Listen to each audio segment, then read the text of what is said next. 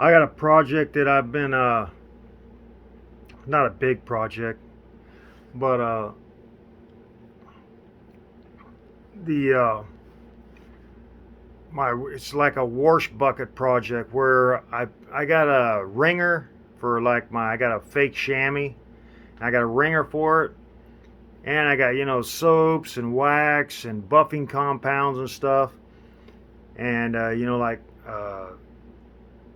my the bucket for my soap and my brush, because I use a brush. I don't use like a hand sponge.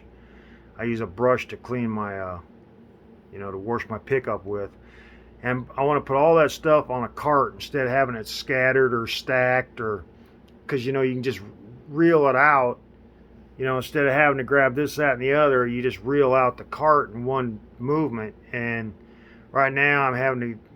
Anyway, that's my new project that I'm gonna do, and just put some wheels and make a cart that can hold all my polishes and waxes. And I don't know if I'm gonna put my buffers on there or not. I might make a shelf for my buffer.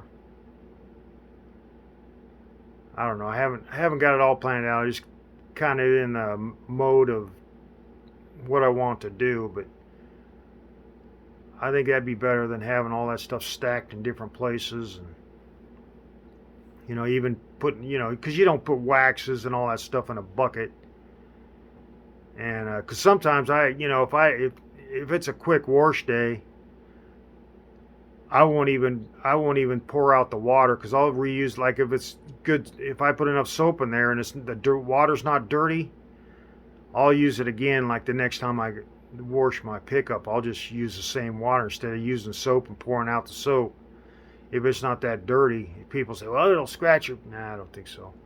I mean, if you got dirt in there anyway, it's what the time you'd have to pour it out every time uh, every time you dunked your hand sponge or brush in the water, you'd have to pour out the water to keep dirt from going in there. But so, I mean, you're talking. I mean, if there's dirt in it, I'm gonna pour it out. But if it's not bad, then I just reuse it instead of wasting, pouring soap out in the grass. I don't think it hurts it anything, but that's what I did that. And then yesterday, freaking plowed my field. I got a double bottom 14-inch plow, and it's all that tractor can do to pull that thing. And I plow that because I got this bottom area in my field.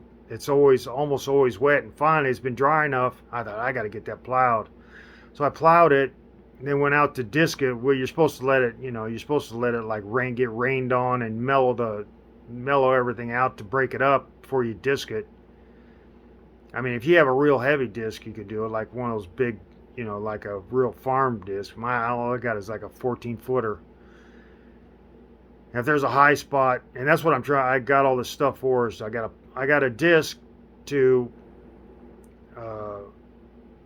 level the field. To make everything level, because you can't hardly. It's like the grass grows in clumps, and then after years and decades, it's you can't walk through it because dirt's growing up around it, and it's like a stumbling block. So I got a disc and realized that the sod is so thick that it won't cut through, so I had to get a plow. And I was looking at 3 bottom plows. I'm glad I didn't get them, because it's all I can do to pull a 2 bottom plow. Of course, they're 14-inch, and it turned some big. I mean, it has just laid some big sod over. I mean, just large clumps. And then I went to use my disc on it, and I looked at the hose, and it was all cracked up. I've never replaced it. And I kind of, I had to do some rebuilds on that. I think I got some videos of what I had to do to this. I don't know if it's on this channel or the channel I can't get back to anymore because I lost my password and all that. So I rebuilt this ram. No, I rebuilt more than the ram. There was a screw on it, an adjustment screw that wasn't turning, and I got everything working. And and in good order, except for the ram in it, which I took apart, and I noticed there was some rust inside. So it blows. It's a one-way cylinder, so it blows. It blows hydraulic oil. If you raise it too far, you get a stream, about a 20-foot stream shooting out when you hit the arm to raise it up too high. It blows past the rings in the ram and goes out the vent, and it blows a 20-foot arc of hydraulic oil for as long as you hold it out that vent, because I got to get a new ram, because there's no way you can rebuild that cylinder. I think it's pitted too bad, and the ring anyway. So I'm looking at a new ram to get for that. So, but anyway, I was discing right after I plowed yesterday, and that's rough, because that sod is just freshly turned, and it's like climbing over boulders instead of having the rain mellow it out and crumble it so you can hit it back, and it kind of breaks up the sod too. When the sod dies and lets go, you can run the disc over it. So anyway, my dad came by here and he said, "Oh, let me do that." And I was like, "Oh, okay." But the hose, the hydraulic hose that goes to the tractor, the ram, looked kind of bad. It looked cracked. Maybe it'll make it. And I did a couple passes on it to mellow out, because it was really rough. And then I let him have it, and he ran a couple passes with it. And I look around and I see him. I told him not to hit the lever I said, you can only raise it so far before it'll start shooting oil out the air valve. And so anyway, I said, don't raise it up too high. So I turn around and I hear, I see smoke coming from the tractor, and I'm like, oh no, he's burning up the clutch or something. So what it was, I thought and I see this oil just squirting up over the tractor, and he's just getting drenched in oil, and I'm like, why is he holding on to that lever, drenching himself in hydraulic oil? I mean, it was just raining down on him hydraulic oil, and I was getting mad, because I said, because I just put some hydraulic oil in it, and he's just acting like a clown because I told him not to do something. And so I run over there. I'm yelling. Of course, I'm losing my temper because I told him not to do something. There's hydraulic oil all over the tractor, all over the seat. I'm running down there cussing, and he's all drenched in hydraulic oil. And I thought, why would you hold? It was like, why would you hold on to that? So I looked, and so I got on it to see what was the matter, and I started to raise it, and it started throwing, and I had not raised it high enough to do anything. And what it was is the hydraulic line, the hose had a hole in it, and it looked like it had a pinch point, so I don't know what happened there, but it blew out the hydraulic hose, and it just had a rain of hydraulic oil in it. I think it's vegetable oil nowadays. I think that's what they use for hydraulic oil. So I don't know if it's.